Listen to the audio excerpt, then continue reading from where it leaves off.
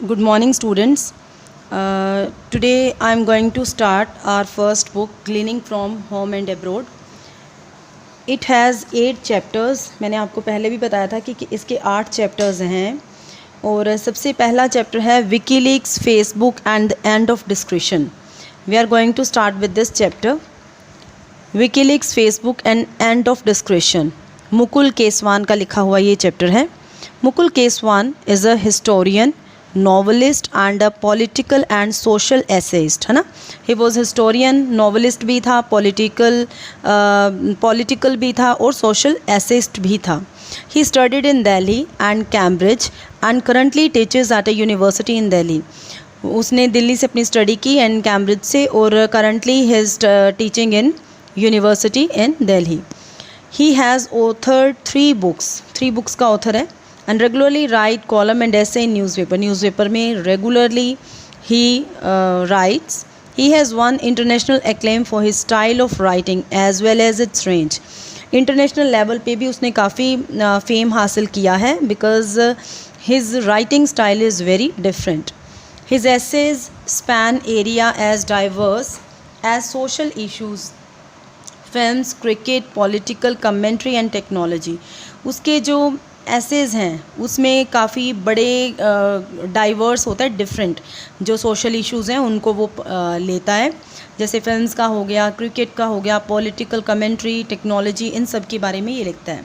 Now this essay given here is about the gradual shift. Gradual क्या होता है? धीरे से, slowly, gradual shift in the public's perception of privacy and looks at the question of whether information should be controlled and by who, है ना.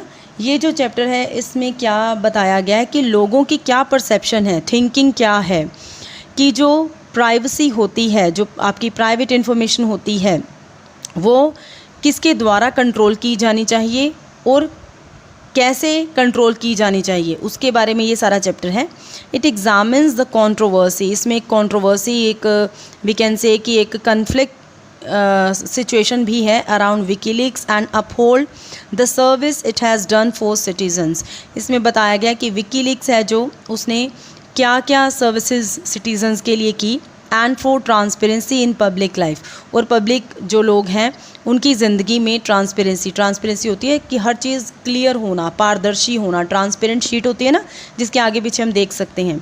वैसे ही WikiLeaks है उसने क्या किया, कैसे लोगों के सामने जो पब्लिक लाइफ है उसको ट्रांसपेरेंट किया. नाउ जो चैप्टर का पहला पैराग्राफ है वो मैं एक्सप्लेन करने जा रही हूँ.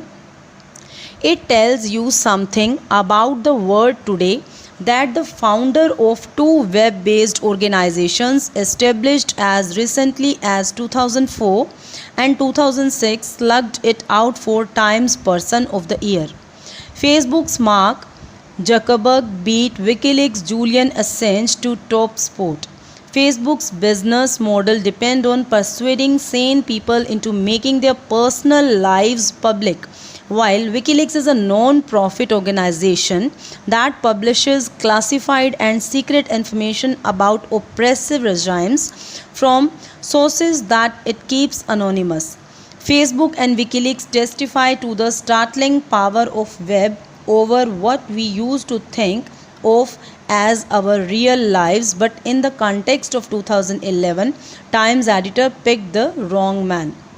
In this essay, what they are saying, वो बता रहे हैं कि जो विकीलीक्स है और एक फेसबुक है, ये क्या हैं? 2 वेब बेस्ड ऑर्गेनाइजेशंस हैं, ठीक है, जो कि इंटरनेट पे हैं, वेब बेस्ड हैं. वेब बेस्ड हो गया जो चीज़ इंटरनेट पे है.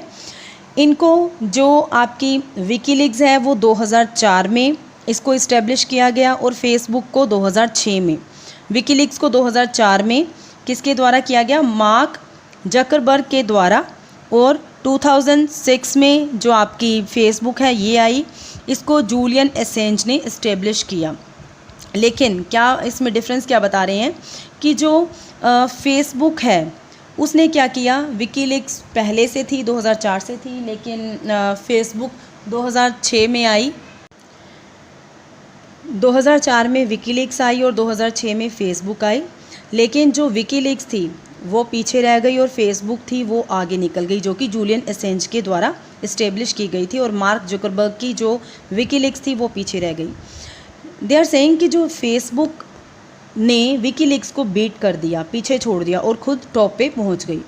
जो फेसबुक का बिज़नेस था, मेन बिज़नेस फेसबुक का क्या था और वी कैन से कि क्या है, ये क्या करता है, जो वाइज पीपल है, जो सेन पीपल है, यहाँ पे वर्ड दिया हुआ है, जो सेन पीपल है, सेन पीपल क्या हो गए, जो वाइज पीपल हैं, उनको क्या करता है, उनकी पर्सनल लाइव्स को पब्लिक करता है ना, उनको बेवकूफ़ बनाता है, उनको समझाता है कि अपनी पर्सनल लाइफ को पब्लिक करो।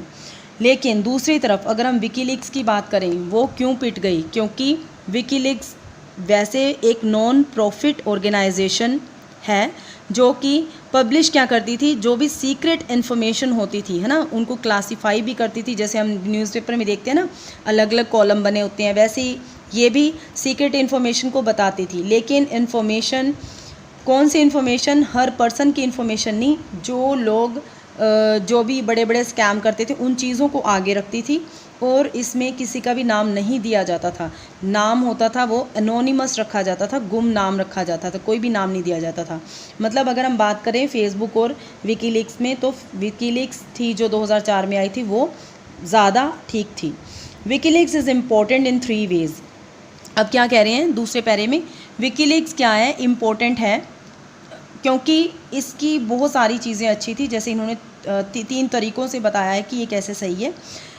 लाइक वी कैन से कि इसके जो पहली बात क्या है, जो विकीलीक्स है वो इम्पोर्टेंट जो इन्फॉर्मेशन होती थी, न्यूज़ का एक तरह का हाउस थी जिसमें हर तरह की इन्फॉर्मेशन कोई पर्सन ले सकता था, जिसे बंदा कहीं से भी ले सकता था विकीलीक्स के किसी भी पार्ट से।